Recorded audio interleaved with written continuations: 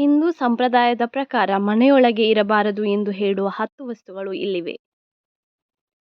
ಮೊದಲನೆಯದಾಗಿ ಮುರಿದ ದೇವರ ಮೂರ್ತಿಗಳು ಅಥವಾ ಫೋಟೋಗಳು ಮನೆಯಲ್ಲಿ ಇರಬಾರದು. ಮುರಿದ ದೇವರ ಮೂರ್ತಿಗಳು ಅಥವಾ ಫೋಟೋಗಳು ಮನೆಯಲ್ಲಿ ಇದ್ದರೆ ಮನೆಯಲ್ಲಿ ನಕಾರಾತ್ಮಕ ಶಕ್ತಿ ಹೆಚ್ಚುತ್ತದೆ ಎನ್ನುವ ನಂಬಿಕೆ ಇದೆ. ಇನ್ನು ಎರಡನೆಯದಾಗಿ ಮುರಿದ ಕನ್ನಡಿಗಳು. ಮುರಿದ ಕನ್ನಡಿಗಳು ಮನೆಯಲ್ಲಿ ಇರುವುದರಿಂದ ಅದೃಷ್ಟ ಹಾನಿಯಾಗುತ್ತದೆ, ಮನಸ್ತಾಪ ಹೆಚ್ಚಾಗುತ್ತದೆ ಎಂದು ಹೇಳುತ್ತಾರೆ. ಇನ್ನು ಮೂರನೆಯದಾಗಿ ಒಡೆದ ಗಡಿಯಾರ, ನಿಲ್ಲಿಸಿದ ಗಡಿ. ಸಮಯ ನಿಂತಂತೆ ಜೀವನವು ಅಡೆತಡೆಯಾಗುತ್ತದೆ ಎನ್ನುವ ನಂಬಿಕೆ ಇದೆ. ಇನ್ನು ನಾಲ್ಕನೆಯದಾಗಿ ಹಳೆಯ ಅಥವಾ ಹರಿದ ಬಟ್ಟೆಗಳು.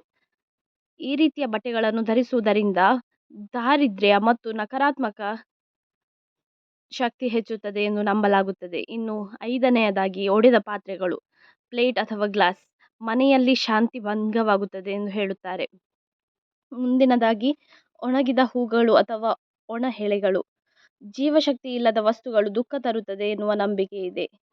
ಇನ್ನು ನೆಕ್ಸ್ಟ್ ಒನ್ ಬಳಕೆಯಾಗದ ಹಳೆಯ ವಸ್ತುಗಳು, ಕಸ ತುಂಬಿರುವ ವಸ್ತುಗಳು. ಇದು ಪ್ರಗತಿಗೆ ಅಡ್ಡಿಯಾಗುತ್ತದೆ ಎಂದು ವಾಸ್ತು ಹೇಳುತ್ತದೆ.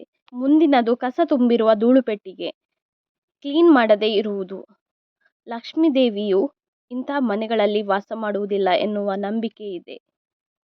ಮುಂದಿನದಾಗಿ ಅಶುದ್ಧ ಬೆಡ್ ಅಥವಾ ಹರಿದ ಕಂಬಳಿ. ಮನೆಯಲ್ಲಿ ಅಶುದ್ಧ ಬೆಡ್ ಅಥವಾ ಹರಿದ ಕಂಬಳಿ ಇರುವುದರಿಂದ ಆರೋಗ್ಯ ಮತ್ತು ಸಂಬಂಧಗಳಿಗೆ ಹಾನಿ ಎನ್ನಲಾಗುತ್ತದೆ. ಇನ್ನು ಹಿಂಸಾತ್ಮಕ ಚಿತ್ರಗಳು ಅಥವಾ ಯುದ್ಧ, ಅಳುವ ಚಿತ್ರಗಳು ಅಥವಾ ದೇವಿಯು ಯುದ್ಧ ಮಾಡುತ್ತಿರುವ ಚಿತ್ರಗಳು, ಇದು ಮನಸ್ಸಿಗೆ ಅಶಾಂತಿ ತರುತ್ತದೆ. ಈ ವಿಡಿಯೋ ನಿಮಗೆ ಇಷ್ಟವಾಗಿದ್ದಲ್ಲಿ ನಮ್ಮ ಚಾನಲನ್ನು ಸಬ್ಸ್ಕ್ರೈಬ್ ಆಗಿ ಹಾಗೆ ಬೆಲ್ ಐಕಾನ್ ಅನ್ನು ಕೂಡ ಪ್ರೆಸ್ ಮಾಡಿ.